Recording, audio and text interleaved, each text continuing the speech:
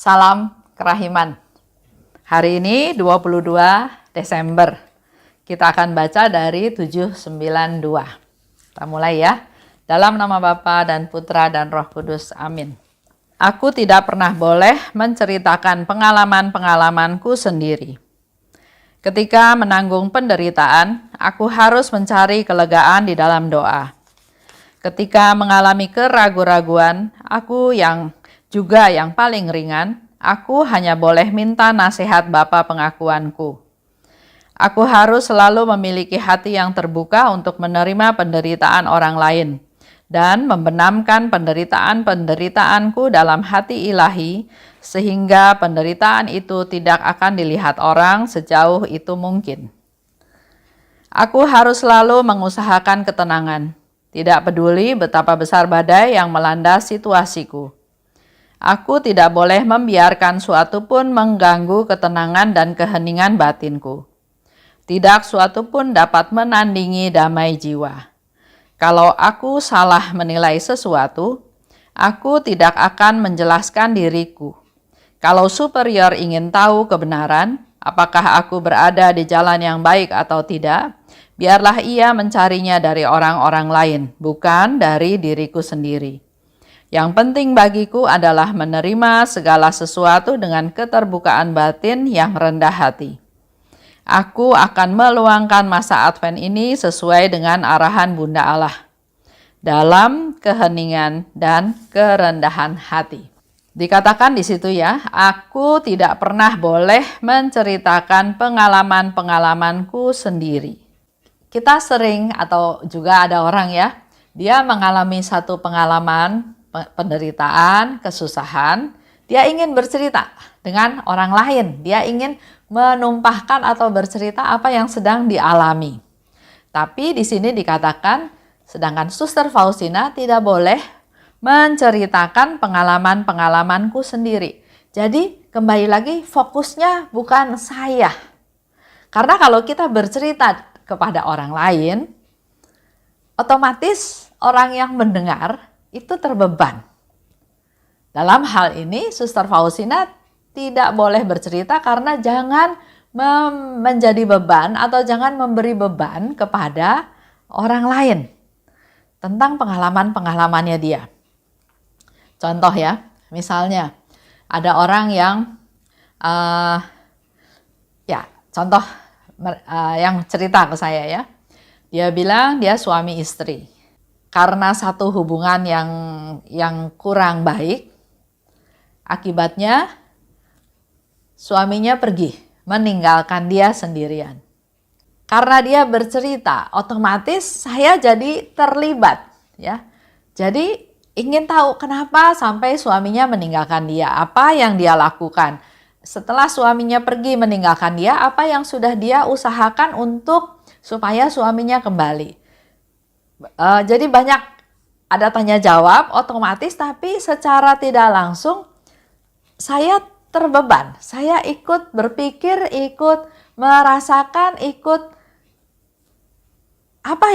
berpikir ya, apa yang harus dilakukan atau nasihat apa yang harus saya berikan kepada teman saya itu supaya bisa berbaikan kembali. Minimal saya berdoa buat dia untuk supaya dia bisa bertahan dalam kondisinya, situasinya sekarang, supaya dia bisa lebih sabar, supaya dia bisa lebih menerima suaminya apa adanya, supaya dia jangan menuntut. Ya banyak hal ya yang menjadi pikiran saya juga supaya dia bisa berbaikan kembali. Atau ada juga satu teman yang juga bercerita tentang dia jatuh sakit. Dia sakit dan sakitnya itu berkelanjutan, nggak sembuh-sembuh, bahkan kondisinya makin lemah, makin parah. Atau baru-baru ini saya dengar satu cerita dari seorang ibu, dia katakan dia jatuh sakit, dia harus ke rumah sakit bahkan karena kepalanya bocor. Terus saya bilang, kenapa bisa begitu Bu? Oh iya, karena anak saya betulin rumah, ternyata asbesnya jatuh dan nimpa kepalanya dia gitu ya. ya otomatis jadi kepikiran. Ini hanya salah satu contoh kenapa mungkin Suster Faustina dikatakan tidak pernah boleh menceritakan pengalaman-pengalamanku sendiri. Jangan menjadi beban orang lain. Ketika menanggung penderitaan, walaupun kecil ya, aku harus mencari kelegaan dalam doa. Jadi bukan bercerita kepada banyak orang, tapi masuk dalam doa, ceritakan, sampaikan pada Tuhan. Cerita pada Tuhan. Ketika mengalami keraguan-raguan, aku hanya boleh minta nasihat Bapa pengakuanku. Jadi jangan asal cerita. Kita mengalami masalah, kita cerita. Nah, kalau asal cerita, pertama mungkin menjadi beban orang yang mendengarkan, atau malah mungkin makan waktu dari orang yang mendengarkan, atau bahkan kalau kita ceritanya salah, kita cerita sama orang lain yang malahan bisa tanda kutip memberikan nasihat yang malah menjerumuskan. Ya, jadi jangan asal ngomong. Kalau Suster Faustina di sini dikatakan hanya boleh minta nasihat Bapa pengakuanku. Aku harus memiliki hati yang terbuka untuk menerima penderitaan orang lain. Di sini Suster Faustina katakan bahwa aku harus punya hati yang terbuka untuk mendengarkan, untuk menampung penderitaan orang lain. Memang di satu pihak, orang kalau lagi menderita, ingin bercerita. Katanya kalau sudah diceritakan itu sudah plong, mungkin sekian puluh persen, kemarahannya, kesedihannya, kekecewaannya, putus asanya sudah berkurang. Kalau kita di posisi Suster Faustina, posisi yang lebih kuat, posisi yang harusnya menghibur, mensupport, menguatkan, justru kita jangan sembarang cerita sama orang. Tapi di pihak lain, kita harus punya hati yang terbuka untuk mendengar penderitaan orang lain. Mendengarkan, memberi nasihat, menghibur, atau ikut menanggung penderitaan seperti yang tadi saya sharingkan. Minimal saya bantu dia dalam doa supaya dia menjadi lebih kuat. Atau melakukan mati raga, atau berdoa silih, atau berdoa koronka untuk dipersembahkan untuk teman yang sedang susah, yang sedang menderita. Banyak hal ya yang bisa kita lakukan. Tapi penderitaan sendiri usahakan tidak diketahui oleh orang lain. Kalau masih bisa ditahan-tahan, jangan cerita sama orang lain. Bahkan di sini dikatakan berdoa. Mencari kelegaan dalam doa. Artinya walaupun kita menderita, hidup kita tetap harus ceria, harus semangat, dan jangan menunjukkan bahwa kita dalam posisi kondisi sedang menderita. Aku harus mengusahakan ketenangan, tidak peduli berapa besar badai yang melanda situasiku. Ini menjadi satu prinsip, satu niat, satu komitmen bahwa saya harus berusaha tetap tenang. Jangan reaktif, jangan gerusak-gerusuk istilahnya ya, tapi tetap harus tenang. Nggak peduli betapa besar badai yang melanda situasiku. Karena ingat firman Tuhan, engkau tidak akan dibiarkan sampai jatuh tergeletak. Jadi kalau kita masih mengalami hal tersebut, pikiran positifnya adalah saya masih lebih kuat. Karena Tuhan tahu kekuatan saya, dan kalau itu masih diizinkan terjadi artinya saya masih kuat. Tidak boleh ada yang mengganggu ketenangan dan keheningan batinku.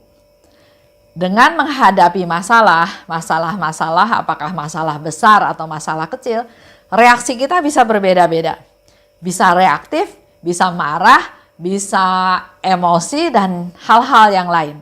Tapi justru di sini Bunda Maria mau mengajar Suster Faustina untuk supaya selalu menjaga, mempertahankan ketenangan dan keheningan batinku.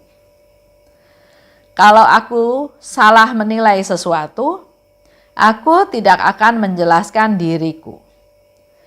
Kalau superior mau tahu sesuatu, apakah aku benar atau salah, biarlah dia mencari jawabannya dari orang lain. Jadi dalam hal ini, salah satu cara menjaga keheningan, ketenangan itu adalah dengan cara tidak membela diri.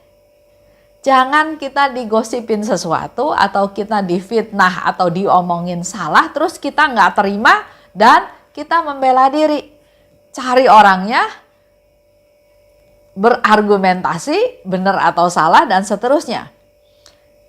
Dalam prinsip keheningan dan ketenangan justru hal itu tidak perlu dilakukan. Biar dia cari tahu sendiri. Yang penting buat kitanya sendiri, buat sayanya sendiri adalah saya melakukan hal yang benar. Kalau sama orang diputar balik menjadi difitnah atau diputar balik direkayasa, ya itu dalam tanda kutip haknya dia, ya.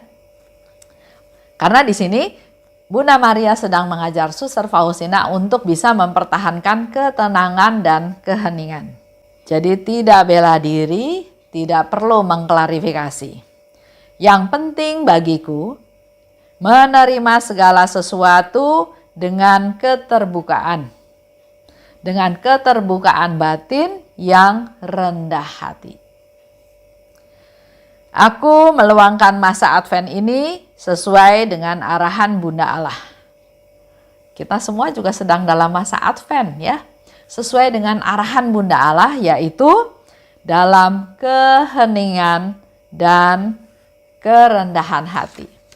Hal ini boleh menjadi salah satu target kita juga. Dalam masa Advent ini, mari kita belajar dari Bunda Maria untuk mempertahankan keheningan dan kerendahan hati. Kita bisa mencontoh dari Bunda Maria. Dia hening, dia rendah hati. Contoh, banyak contoh di dalam Alkitab. Contoh, Yesus dikatakan oleh orang yang di sana bilang bahwa ibumu mencarimu, ibumu ada di luar. Yesus bilang, siapa ibuku? Siapa saudaraku?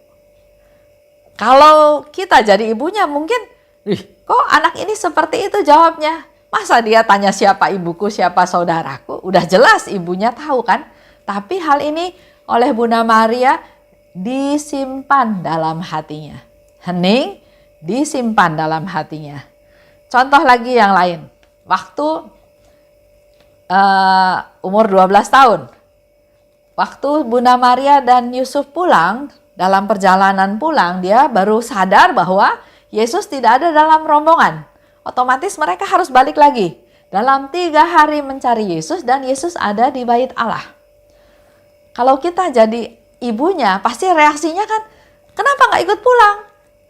Saya kan khawatir, saya kan nyariin kamu, saya kan sampai 3 hari nggak bisa makan, nggak bisa tidur, ingat kamunya hilang. Atau bahkan suami istri bisa saling menyalahkan karena loh, saya pikir ikut kamu, itu kan tugas kamu, dan seterusnya dan seterusnya. Tapi dalam hal ini Bunda Maria tidak bereaksi seperti itu. Dia hening, dia diam, dia simpan semua dalam hatinya. Contoh yang lain, melahirkan Yesus. Yesus masih bayi, tapi malaikat bilang, pergi, bawa ke Mesir. Bunda Maria nggak komplain. Hal yang lain lagi, pertemuan dengan Nabi Simeon, ya. Dikatakan di sana, pedang akan menembus jiwamu. Bunda Maria sebagai ibunya Tuhan yang melahirkan Yesus ke dunia, dikatakan oleh Simeon bahwa pedang akan menembus jiwamu. Berontak, marah, enggak terima, tapi Bunda Maria diam. Bunda Maria tetap dalam keheningan dan rendah hati. Dia enggak memamerkan siapa dia, betapa pentingnya dia ya, tapi dia tetap rendah hati. Dan satu hal yang sering sekali kita selalu ingat tentang Bunda Maria adalah kerendahan hatinya, yaitu aku ini hamba Tuhan.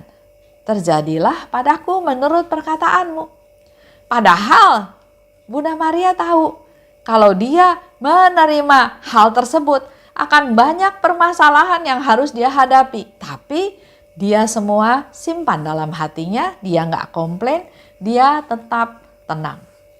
Nah, ini menjadi masukan buat kita semua. Masih ada beberapa hari ya, kita belajar dari Bunda Maria untuk mempertahankan keheningan, banyak berdoa, dan juga bersikap rendah hati.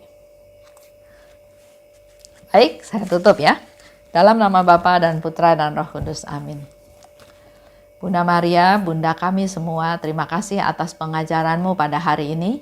Kami mau belajar darimu Bunda untuk bisa mempertahankan keheningan dan juga bersikap rendah hati dimanapun kami berada, khususnya dalam masa Advent ini. Persiapkan kami Bunda, mampukan kami untuk menyambut kedatangan Putramu Tuhan kami Yesus Kristus. Doakan kami ya Bunda, dan terimalah salam kami. Salam Maria, penuh rahmat Tuhan sertamu, terpujilah engkau di antara wanita dan terpujilah buah tubuhmu Yesus. Santa Maria, Bunda Allah, doakanlah kami yang berdosa ini, sekarang dan waktu kami mati. Amin. Dalam nama Bapa dan Putra dan Roh Kudus. Amin. Salam kerahiman.